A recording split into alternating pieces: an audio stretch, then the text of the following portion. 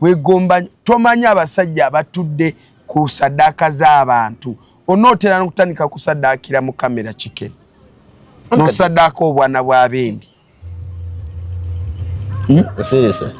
tusobola kubeera ngaawo buli mwana gotta nga bakuwa motoka oba olidde mukama yakundaga ng'oli kati oli mu training kufuukira ddala kizibu wano mu Uganda chicken omuggyeko engalo ne bwalirokoka ebintu byakoze ne bwali deleting obutambi kijja kujjukirwanga ensi oba Katonda byonna eggulu wansi w'ensi ne wasitaani ne mu ggulu weyeetonda bisobola okuvaawo weyeetondera Katonda bamusonyiwa naye records on judgment day zijja era mu ggulu mulyango gw'eggulu guli bweguti wegweggulawo weguti pap wali wasookerwa mmeeza y'ebibuuzo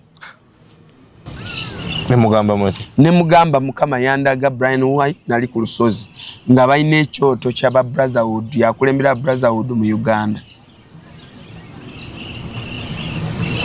atamanyi ba Brotherhood kankubuliremu Katonda kino kibinja ky'abantu bayita ba Satanist bo basinza Sitaani ye entity gye basinza era balina ne Satanic Bible balina Satanic symbols kugamba kale bena basinza ninga bo basinza bamuyita Sitaani kati musumba atwala muno Brian White mutumanye bulungi omuna Uganda omusajja alina ninnya ya Brian segeza nti musajja mukristaayo mbata asinza Sitaani Sitaani yenyini akweswaliziza kati gwolowooza kijja kuva wata omuntu wamutta wamuse mu nyumba yo wasa omuntu naye bano just abantu omanyi omuntu asobola okuplantingira omuntu ne bakusibako amatu g'embuzi okuliisa bamuyita jjajja Brian kisobola okuba nga kitiibwa butiibwa ono muwala wabaidde amuyita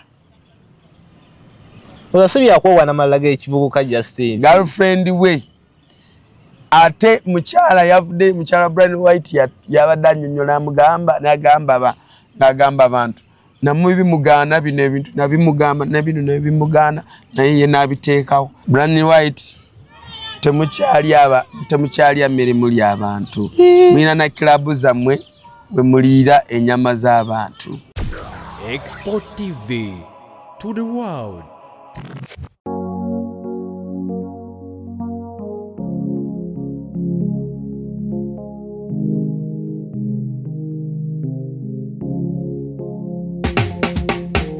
Kankwanjulire Cambridge Junior School esangibwa Matugga Kito bano beesowoddeyo okubangula omwana ow'omulembe guno omwana agenda okufuluma ng'alina obukugu obulala bungi omuli okukozesa ebyuma bikalimagezi oba kompyuta okuwuga okuyimba n'okukuba ebivuga byonna ate nga ne co-curricular activities tetuzisudde muguluka buli nzikiriza y'omwana essibwako essiira tulina day ne boarding buli ekikozesebwa ku ssomero omwana akisangako abasomesa baffe batendeke tusobola okulabirira omwana wo okumala ebbanga lyonna ne bwe guba mwaka mulamba kusa n'eddekeya eri abannassale Cambridge Junior School esangibwa Matugga Kito kilomita emu okuva ku Bombo Road okumanya ebisingawo kubira administrator ku 0773 011412 oba kubira director ku 0752 52 Cambridge Junior School, a well for knowledge.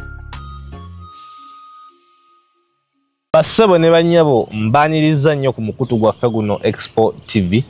Nagamba nti wonna wosanza akatambi kano olumu oyinza okasangako ku Expo olala n'okasanga ku Channel 4 wonna tuli wamu so tekiri mu stand yenna okuba nga katambi okakwata n'okalayikinga n'okasharinga n'okatambuza.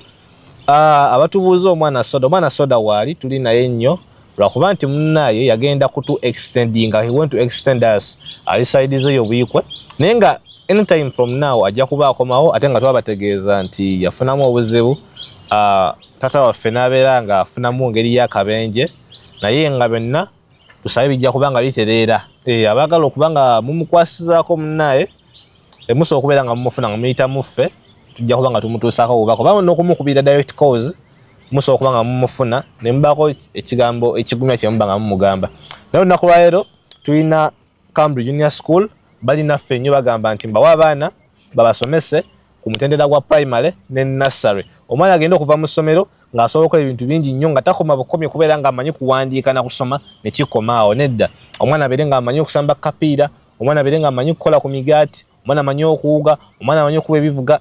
Cambridge Junior School ekibake okukola. So ate tulinawo n'abagagga abalala gamba nga ML oba goyinza okuyita Melody Events. Kubivuga tavaawo. Oyagala ki? Buli kyoyagala nga kiri mu sound system ajja kikuwa. Alina ebikuba ekisaawe, alina ebikuba embaga, alina ebikuba ne nandiki. Njogere kindeke ki. Bw'ojja nga oyagala sound kwatagana na ML ajja kubanga akubira sound yennyini gwe ate ku mukono guli tulina ettaka litutunda liri Nakawuka mu Kajansi Town Council liri ku bugazi bwa bisawe 4 n'ekitundu. Gwe wena alyetaaze kuba ku namba yaffe ya Export TV 0770944266 muberenga tuberenga tukwatagana bulungi tukutwala olambule ku ttaka eryo tukuwulire ebirikwatako in details sente zeritunda so mwana tuoberenga obulamu bukutambulira ddala bulungi nnyo weeyagale naffe tweyagale. Olunaku lero ndine Musumba Mukisa Edward era tulina tulese okusomesako bingi nnyo. Watali kuwannanya kwonna oba okwonoona obudde njagala Musumba asooke abawe ekiramuso ekirungi ekya Yesu Kristo. Mukama yeebazibwe mwasiibye mutya abali Saudi, Dubai, UK, USA, Denmark, Netherlands, Toronto, mukwana gwange wa Toronto oyo, Canada. Yeah. Abali Bahrain, abali India, abali Saudi, ambogedeko Dubai, maze abali Kampala, Uganda, Africa, South Africa, mungere enjawulo. Mwena bagala nnyo mu linnya lya Kristo. Amen. Mwebale kuwagira crusade badde bukizibu naye tulinayo charity omwezi gujja gwa 11 osobola kuwagira noyimirira wamu naffe nga tugenda mu bamulekwa foundation eri under spiritual purpose bagita Charity Africa Foundation. Osobola kubeera team part yena joli not joininga netuyamba abaavu netuyamba abamulekwa ntubako bye tubatwalira. Yeah, so abawagira crusades tulina crusade ya December eja crusade ya mukaaga twakava mu yokutaano yawedde kama yatugamba mukaaga eja December ya December newe kibaki nokiba kutunda kibanja mweyakikola paka zayogedde ziba zirina okola ki okuggwayo kubanga ekibanja kyentunze mbamanyi agenda kunzizawo ekisingako. Amen. So muntu yenna atambula ne Pastor Edward manya yoli yalalukira mu kuweereza nawengerayo mu kuwangula emyoyo kubanga Mukama yaŋŋamba mu generation eno abaana abapasita abawangula emyoyo batono. Kati alina okusitula omulembe nga guli piwa mu kubeera nga tusobola kubuulira enjiri abantu ne balokoka mu bungi. Era abantu nga 1500 balokose kati kuva gutandika tuli mu 1400 plus katwebaza Mukama ku lwekyo. Amen. Kakati namba y'okusabirwamu ku office eyo kunfunira ku WhatsApp oyina ebirooto ebi oyagala kusabirwa oyina ebikutulugunya oyagala kuyamba charity oba crusade itira ku namba eri 0746 18 22 41 plus 256 746 18 22 41. Mukama abanjagalire. Amen. Musumba olunaku lwa leero simanyi oba ebigenda maaso mu ggwanga obiraba? Ebyo byonna twabiraba. Eggwanga lirina nga gyetabusetabuseemu gyesitategeera. Naddala abaana baffe abaana omusayi gwaffe omunauganda abaana abatuyambyewo otutunda outside countries balina ebintu bajja bafeesinga bambi babawaayiriza. Kati nga juzi wano omwana waffe kikeni bamuwaayiriza kati ne Brian White ndozaala byamutuuseeko. Ani? Brian White. Wala byamutuuseeko nenoza olaba nga gye bawaayiriza abaana Musumba. We najja wano twasemba nga tukoze topic y'abasyazi. Nenkugamba ba TikTok bonna baki bwagamba basiyazi mukama yabindaga anti mukama ndaga abaana bonna bali ku TikTok bonna basiyazi neno yabyeganye manya sira manyani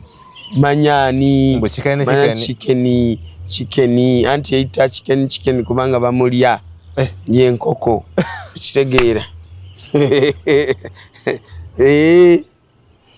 chikeni bajja kulya kubanga koko bajirya era motoko jazigula naye sento jazigula okuba enako zina motoka yazifula bugaali naye nkubuulire owunya ge mazima bisuse osuse oteeka mu kamera oli mu kusomesa abaana abato ebintu ebikyamu Professor Mukombi asenga mukambwe okitegeera so chicken ebintu byokola bikyamu oli musajja mukyamu nnyo in fact gwoli stani yennyini oyo mwana bamuyita kyamanya ge gennyini chicken si sure kumanya ge kati chicken erinnya lya busyazi chicken yeita munsi y'abasiyazi musiya chicken kitegeeza nti ndire katongole ndire katongole yavaawo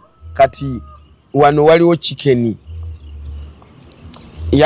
yakola ne lodge ez'amasaji abasiyazi gye bagendamu nedda si lodge kati olaba kati yasoka wakigamba lodge kyafa wano kyaluzinga amakulu nejasi kali ka spa ojasi kwengenda kunyiganyika ku masaji kyogere mu Luganda spa bye biki kafo we banyigira ka masaji ne bakuzazzamu ebinywa ebyo ne masaji ogamanyi kunyiganyigamu naawe yagaba kunyigi azasataka kunyiganyiga nze ndi mulamu masaji kikola kya stan kubanga masaji musajja we yalina ogakunyiga oba mukyala we yalina okola ki gakunyiga teriyo omuntu omulala alina okunyiganyiga ebintu ebyo kubanga gye bakoma kunyigira bwe bati bazuukusa omusajja wo bazuukusa obusumi bw'abakazi ekyo kitegeeza obwenzi ne bizinesi gye yakola ya sitaani ya bwenzi kwegamba buli kintu kyonna kyakola kyatambuliramu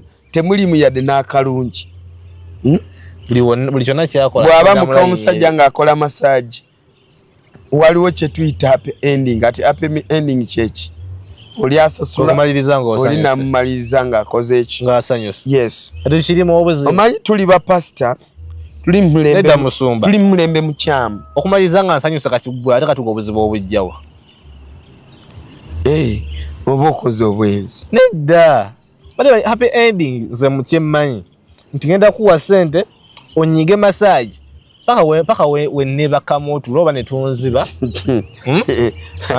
mbuuzaayo waliwo omuntu gwe bali banyize masaji neyeebaka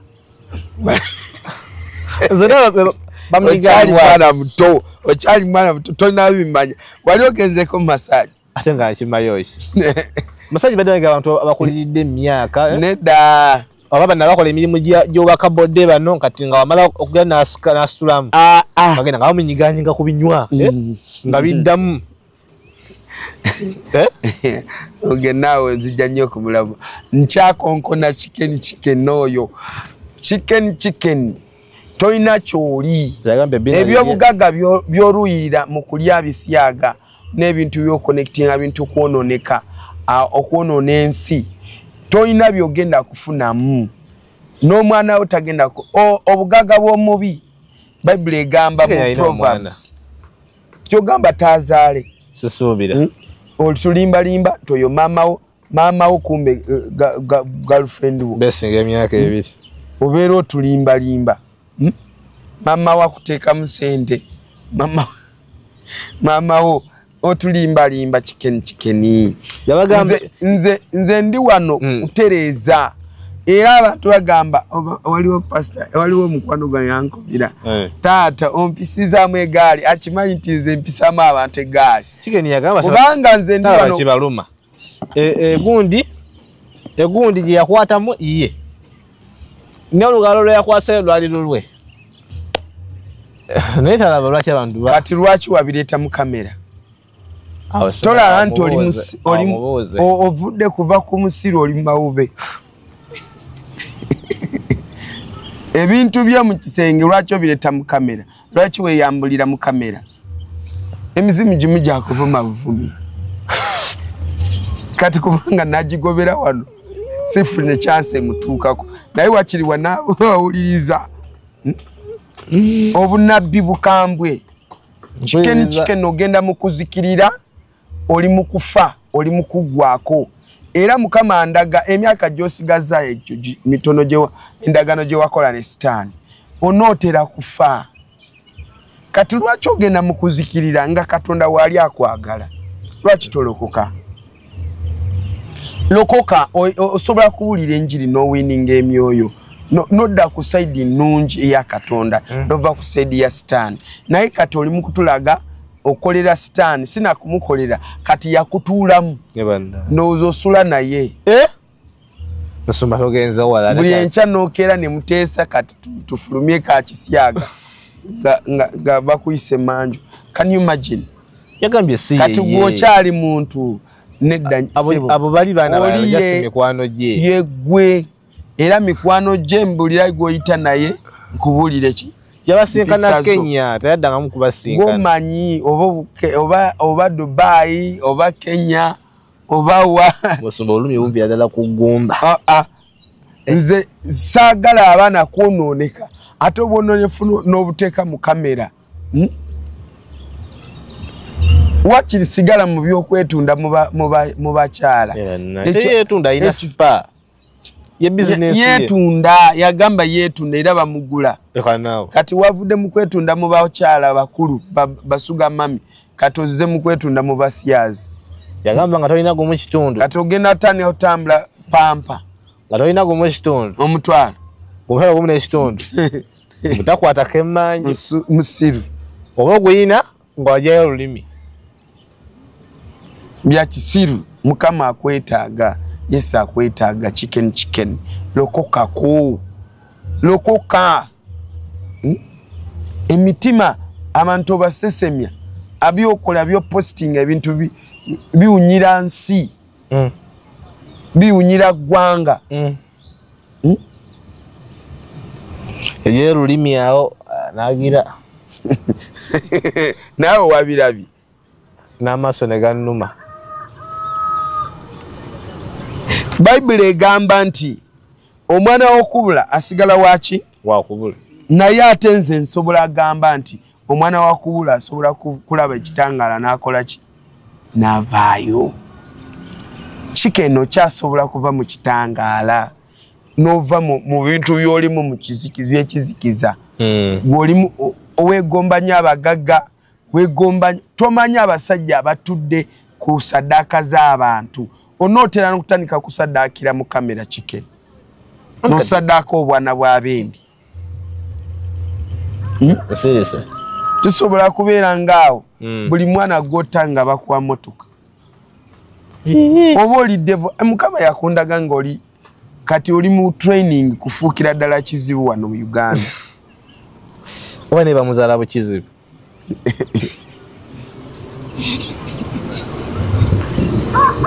Kati gwe tukuyite ki? Oluzaalo balunywalunywe. Osumba kamuleke ye malego gabasaba ne bannyabo. Oba balunywalunywe oba bakwenda bwenzi. Ne bannaye. Simanyi. Nina okubuulirira. Bintu byokola bya kisiru.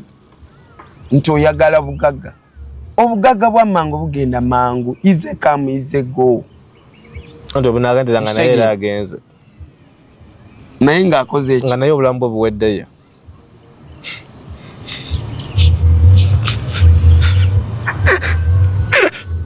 Olw'omusumba yoko gyantunuulira mbasewe ne bannyawe ne njagala okuva ku sete nga musumba kiddako wati. Anti olinga omuwagira.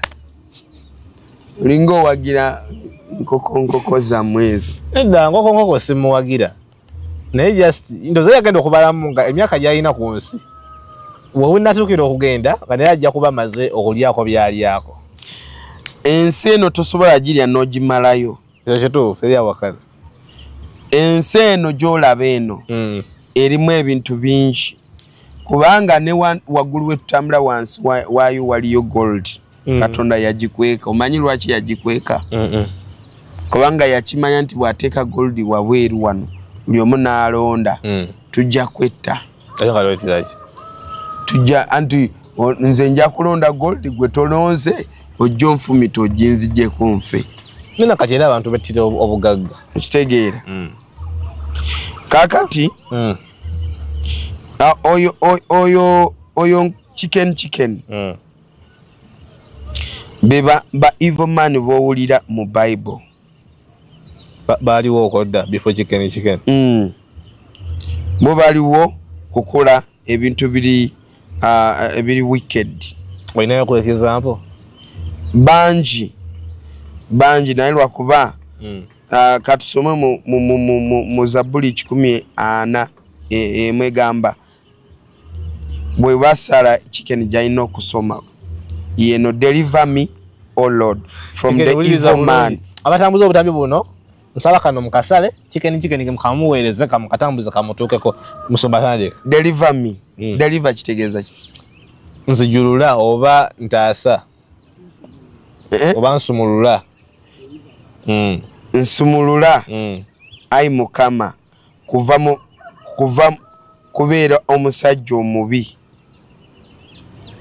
preserve me from the violent man ntaasa okuva eri omusajja violent si ye muntu ow'obuvuyo oba ng'akozesa ngali oyo ye anti kitegeerekese agambye nti amutaasa okuva eri omusajja ayinza omutuusaako akabi ulira kati ezo saala ulira kino kigamba an evil man seeks only rebellion ekyo nkivunula omusajja omubi anoonya kubanga alwanira ku sayidi eri endala rebellion kwekola ki rebellion ye muntu alwanira ku sayidi kiri ekirala omuwakanyi mba ku kituufu yanga ku kikyamu sayidi endala gyabako eva bw'oba onoonya akola mabulire osobola kwekola n'okwata ekisyaga ne mwekola ekisyaga n'otaakatambi akatambi si yabadde musu ulira in fact eri Proverbs 17:11 ya chicken egamba wet therefore a cruel messenger shall be sent against him. A cruel messenger shall be sent against him. Ayo nchivunule. Cruel ye muntu nga ali rude wa ye muntu nga mubi nga tega no sense ye nanga mukambwe James nga fogamba malaika stani be yagwa nabo bali cruel be bali wano kasta gwe bobera evil gwe soka kola evil si sitani ngwa soka okugulawo go deciding and ogamba let me do this evil then ogulawo enzigi nene munsi y'omwoyo yakizikiza okuwelkaminga katola bekyo kyakoze next time agenda kujja nekisingako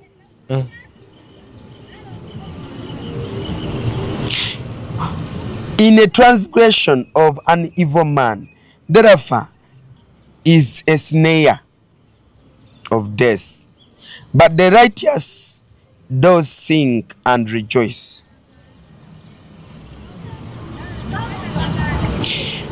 Kena maso musumba transgression banyonyole nziram chimbola mpola nga in the transgression of an evil man. The transgression kitegeza transgression kuchuka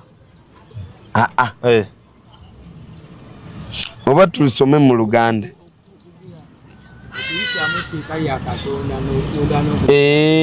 obujemu obuki mu bujemu bw'omusajja omubi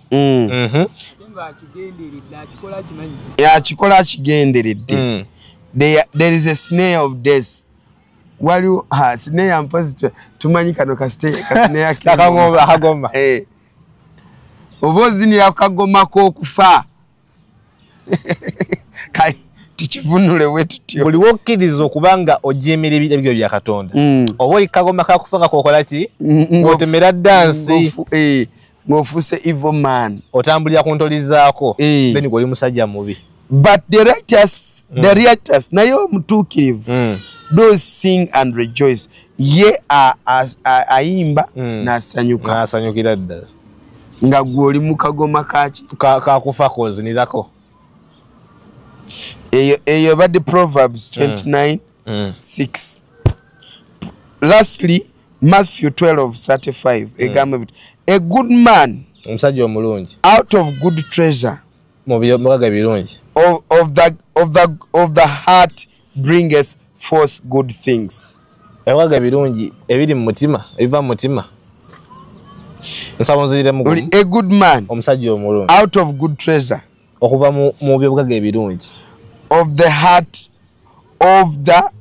heart brings forth good things okuva mu bigaga ebirungi ebiva mu mutima omulungi ye gwe bireeta omusajja omulungi an evil man naye omusajja omubi out of the evil treasures okuva mu bigaga ebibi brings forth evil things era leeta ebintu nga bibi komya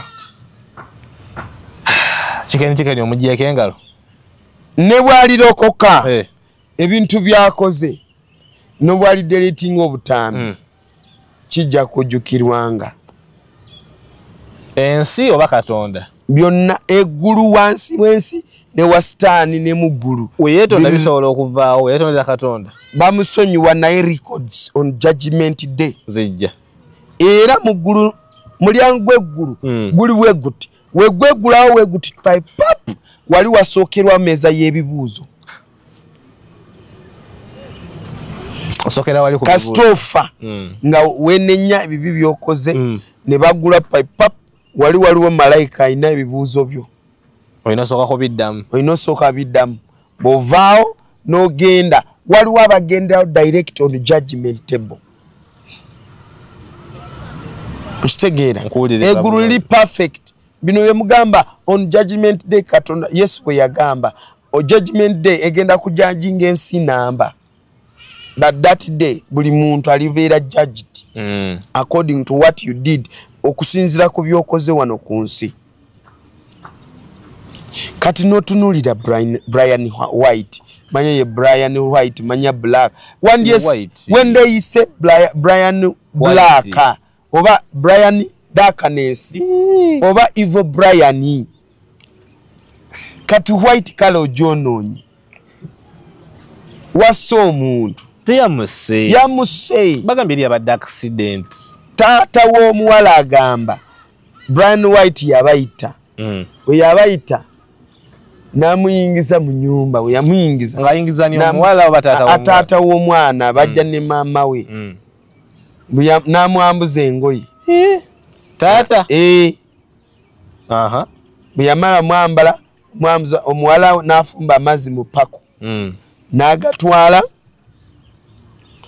mazzi mu pako bwe yagatwala n'agateeka mu baafu Brian White n'ateekamu petroli mu mazzi agookya n'alaba ekiblankiti n'agamba ono njagala weebikke neyeebikka nga muntu okola kingeri twagobanga okoyoteza nga woyoteza bwote mu kibulangiti kati taata agenda kulaba okussa kukoze eki kukendeera n'akuba blanket n'agijjawo Brian White bwe yalaba nga aganye namugamba ddamu n'amuddamu n'amukwata omutwe nagumuteeka mu nnyika mu baafu musajja bwe yalaba nga abulamu n'akuba ki blanket namugamba nze nvaako bigambo bya musajja yayogedde ku mawulire tuwuliriza si bibyo bya musajja oli abadde anoonya sadaaka ani anoonya musajja Brian White akasente ke bambi akalina lwaki musibako ebintu by'okusajja mulimu ssabo mulimu amasabo 3 ne church mu foundation munda mu makaago oyo mwala gwabadde abeera ate bikwatagana ate amasabo ne church bibeera ate no church eri ebeeranga ya bayita bati a brotherhood teba church ya Yesu kana ba brotherhood bemanyi obanga boyogerako bali bayita ba satanist nze nayogera nalagula mukama yabindagala mu nenjogera ku Brian White twali ne soda twali tukyali ku Ubuntu ne mugamba mukama yandaga Brian White nali ku lusozi nga balina ekyoto kyaba Brotherhood yakulembera Brotherhood mu Uganda. Atamanyi ba Brotherhood kankubuliremu katono kino kibinja ky'abantu bayita ba satanist bo basinza Satan ye entity gye basinza era balina ne satanic Bible balina satanic symbols kugamba kale wena basinza ninga bo basinza bamita Satan kati musumba tu amuno Brian White batumanya bulungi omuna Uganda omusajja ina ninye ya Brian seza nti musajja mu Kristayo mbata asinza Satan yasaddaasa omwana w'abendi n'agamba nti omuliro gwamwokye naye tewalina gwe gwamwokyeza lwakuba alina ssente era tebagenda amusiba ate tata w'abaana famire yegendereze kubanga oyo omusajja si mwangu ate White batugamba dda netubeerawo era mukama yandaga nti ensende zoyina oyina omuzungu gwe watta n'ozimujjako n'ojja wano mu Uganda n'ovimba genda maaso na story y'omusu Brian White oba ndaba kubanga kyoli wotudde kati Sitaani agenda kukozesa nsobi Sitaani akuwadde sente n'akuwa obugagga n'olowooza nti akwagala kati atandise kuswaza masawo gabadde 3 alina ekitongole kya foundation gyayambiramu abaana abo bonna bafu abo bonna myoyo bagiwongayo dda abaana bonna bali mu kitongole kya Brian White nsaba bamama nsaba abazadde mujjeyo abaana bammwe ezo sadaka zagirawo natta nalya musumba temuli mukudikampeninga muntu akola kintu kirungi ddala that is bloodly money. Brian White oyina bloodly money sente za musaayi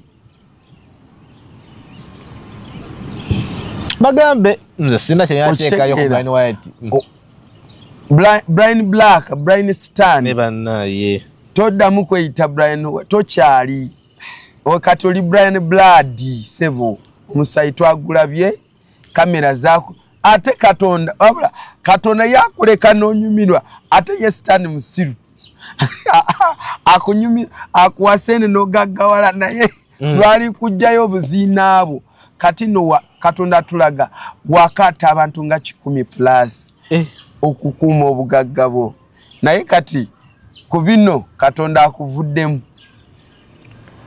amini Stan akuvuddemu sina Katonda Stan yenyini akweswaliziza kati gwolowooza kijja kuva wata omuntu wamutta wamuse mu nyumba yo wasa omuntu naye bano just abantu omanyi omuntu asobola kuplantingira omuntu ne bakusibako amatu g'embuzi okuliisa bamuyita jjajja Brian kisobola kuba nga kitiibwa butiibwa ono muwala wabaidde amuyita olasibyakwowaa n'amalala g'ekivubuka Justin girlfriend we ate mukyala yavudde mukyala Brian White yabadde annyonnyola n'agamba abantu namwe bimugaana bino ebintu nabimugamba nebino nebimugaana naye ye n'abiteekawo. Brian White alina amaka mangi ago maka gabaddemu nga ssabo nga gabeeramu oyo muwala girlfriend ate jjukira waba muwala nga oli mukyala oluusi abadde takyagala nga obujja nabo bulina okuba nga bubaddemu aniza sikkiriza bayinza okuba bino baplantinza biplantinga yasira kumulabisa bubi mu bantu kuyo musajja bambi alina omutima mulungi asobola kuba nga abadde akola tebasobola kusoma ekintu ku bukedde ne basoma bintu ku NTV ku NBS no nga just bili planted nga babitaddewo obuteeso in his absence olimba bongera okumuframing okitegeera omusibeko emisango Brian White okumibwa amagye government musajja majje wano nedda osobola kupangisa buli muntu yenna aina access kasitoba na kitegeera naye nze kinkubye wala musoma byogera olinga alina obukyayi sina bukyayi kuba bano abaana boli mukuba bano abaana batuyambako eggwanga lyaffe okubanga limanyikibwa ebweru abaana obakubye nga limanyikibwa webali tebaliiwo teryali terimanyikiddwa yali limanyikidwa kituufu ne katugomanyi omuntu eyamanyisa Uganda nga Brian White gwe ng'agimanyisa ati naffe tulinako ssente bali batulaba ng'abanaku abasembayo ninajja n'afunayo okunyonyawo agendako mu mawanga g'ebweru n'agabanyo ne ku ssente n'azibawa n'akomawo esente za kibi si za kibi sente za sitaani kyenzikolere omusajja alina zikampuni gwolaba oyo ezikampuni ziriwo alina zikampuni ziriwa abazimanyi mu comment section musaka mutereko ziri South Africa waliwo ziri South Africa waliwo ziri wane Uganda alina zi foundation alina projects z'abayimbi bintu bingi Brian White yagwa akyaliko takyasobola kugaba sente anti abadde mulwadde ne kati yakomyewo ate kyakimulwaddiza kubanga yali akoze ensobi wa sitaani omuntu alalamu naawe okulwala kya bulijjo n'okola saddaaka kati saawa zino yakutte yayize kuyiga naye saddaaka gye wakozesebwa yagaanye anti kati sitaani bwatyo bwakola sebo mukama yakundaga nga okukola bintu bingi kitegeera Brian White temukyalya mmere muli abantu mulina na kilabu zammwe bwe muliira ennyama z'abantu muli wano mukola ebintu bibi naye buli akola ekibi buli ata munne buli asa munne kitala naye alikola ki alifa kitala akonkamanyi Brian White bintu byoli mu kukola waliwo ebibi ebitagenda kusonyiyibwa lwaki nti katoba wayingira endagano ne sitaani nga gwe ndowooza osobola n'okubulawo kusinziira ku masabo ge tulabye wali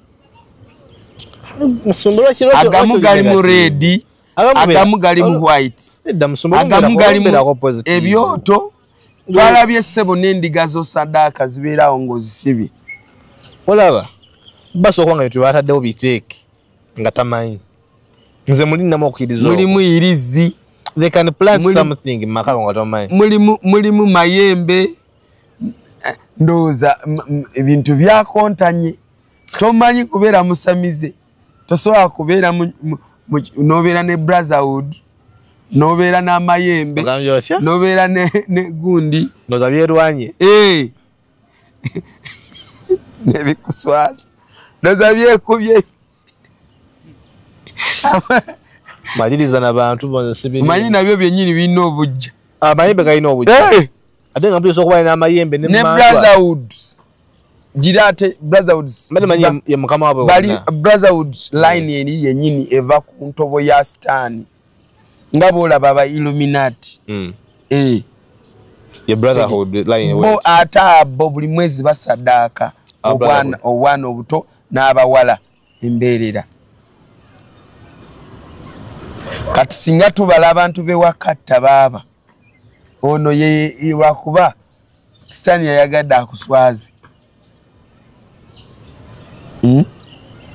kitegeera so byonna tubyogera naye bubaka bugamba nti lokoka alokola era akola ki awonya tumanyi oli mulwadde obulwadde bwolwadde ffe abansi y'omwoyo abapasita ffe abasobola kukola ki okutegeera musomusabira n'aterera yes bw'aba awaddeyo obulamu bwe n'ava mu bintu bya kasasiro byonna n'abyokya neyeekutulako ba brotherhood neyeekutulako buli kimu lwakuba ebintu ebimu wokola mukago ne sitaani ateekawo obukwakulizo nti bw'oli nviire olifa endagano eba y'okufa n'okuwona okitegeera so tubadde tusaba eggwanga lino nga aba intercessor baali abalisabira abayimiridde mu kwegayira ku lw'eggwanga twagala abasajja balokoke. Bani bachikeni. Kampala ejjudde abasajja lwakuba bano bali mu kamera ne Katonda yabaswaziza mu kamera. Naye waliwo abali underground abatalina kamera. Oya bikolera ebintu byabwe. Mulimu ebibinja buli lunaku mbibagamba. Mulimu zi basement muno. Siza lunyanko. Waliwo emisamba gya basement n'emizimu gya basement egifugira mu companies zino zonna ziri muno mu Uganda, ebizimbe biri wano mu Uganda. Okitegeera. Pulira. Naye fefe nyini abagenda ne basula ku nsozi nga tunonya Mukama tutaddeko ng'abalwanyi. Lwaki Katonda bw'alaba nga ffe tulwanya olutalo kyakola akyusa bukyusa oli kyokulwanyisa kyabadde akozesa kulwanyisa nekimwekyusizaamu nekimuswaza. Okitegeera. Ngufunye. N'abalala muveeyo munaatera kuswala, munaatera okuswazibwa. Yesu abeetaaga. Obugaga bwa Yesu oli akasenteko nga mutima guteredde nga teri kikubanja. Funa bulungi. Okitegeera. So Mukama abampeera omukisa. Abantu mwenna mulokoke. Mukama alina bintu bingi byandaga. Yandaga zi accident. Beba abantu abo bennyini abaleeta zi accident ku makubo. Abaliwa. Brian White. Ati gwamukowa bukoyi. Wase basi namba. Ne basi ndala nodamu nogitta. Ffe gwe tukuteko n'obujulizi yoyo. Ati wamukowa bukoyi. Basibule tujja kuddamu tubasinkane bana abantu kubanga bantu mwe musumba alabika ina bias. Nedda fabalaba mu nsi y'omwoyo mutuyita abalalu tujja ne tubagamba bintu wano ne mugamba nti baabo baawenga baahunga baakola ne mutu commentinga bubi ffe katunge naye nga tuwogera amazima ne Yokana baamuvuma nti mulalu Okitegeera. Buli muntu yenna wano wobanga oli muweereza nze nakkiriza mu nvume ate mu kunvuma awo mpeera yange weeri. Bwe banga temunvumye kiba kitegeeza sinakwata ku kiwundu ekiri fresh ekiruma. Nze nkwata ku kiwundu kye Uganda. Wenyini wekirumira ddala. Waawo wenyini wenyiga omutima ne gukuluma n'ovuma ne ngamba ekiwundu nche ekizimba nkoze eki ntinyize nkyabizza nkijjemu nekigunde kubanga teri bali banyize ekizimba nasigala nga tawoowodde kituufu nga tanyize tebasobola kunyiga ekizimba n'okuvuma munyiga tosobola kuseka nga bakunyiga ekizimba. So ekizimba kye Uganda abapasita tukyalina omulimo mungi mu nsi y'omwoyo. Oyo yaswadde ensi n'ensi zitegedde byakola.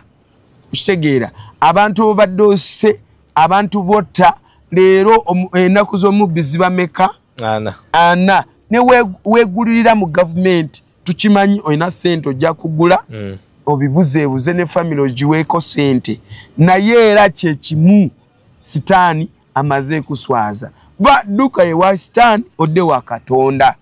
Mukama abanjagalire mwebale nnyo mwebalire ddala. Naawe weebale nnyo bakuba era beebale nnyo nabo okuwuliriza. Basaba ne bannyabo akadde kaagala kutuzibirira atulabike nga tuva mu kifo kino nga obudde tebunaba kuba nga butukwatirawo.